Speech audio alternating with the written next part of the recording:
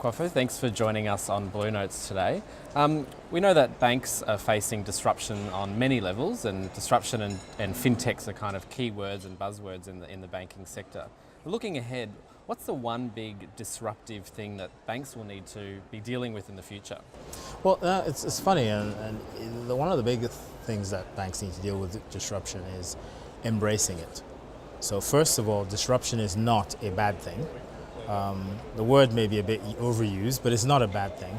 But in order to embrace it, it's becoming a platform organization, which means architecting yourself so that you're actually able to take advantage of the disruption that is happening around you as a bank and incorporating that into the services, into who you are as a bank. So I think that if you look at it, that's not one thing, but if you look at it, it's really saying the one thing would be embracing disruption, and in order to do that, architecting oneself to be able to actually consume the disruption that's happening around.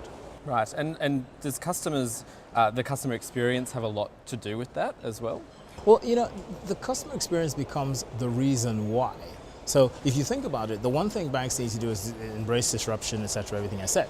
But why do they need to do it is actually because that is the only way to very rapidly answer or even know what the customers are asking for and be able to very rapidly answer the emerging needs of customers. A lot of that I think the key theme around that is innovation. Yep. And how important is the speed of innovation in business, and what are the consequences of possibly moving too late? Well, it's like this. I mean, clearly you got to do it quickly, and clearly you've got, but in order to do it quickly, you got to be careful.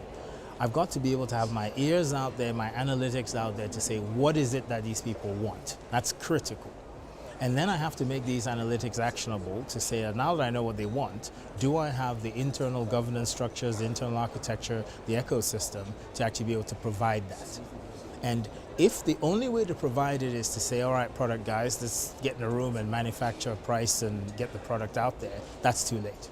The ability to say that I have that modular, flexible architecture that says I can source it from somewhere else, and guess what? If tomorrow the customers don't want it anymore, or we jettison it. And that's that sort of, so it's not just speed, it's agility.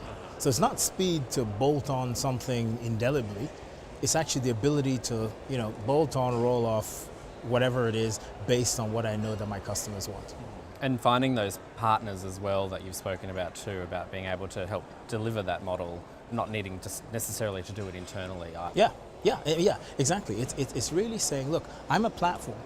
So think about an Apple store. I'm a platform, and it's up to developers, it's up to disruptors, it's up to innovators outside of me to actually provide key solutions to what they think are customers' problems. Then it's up to me as the bank to go figure out which are my customers' problems and then put those two together.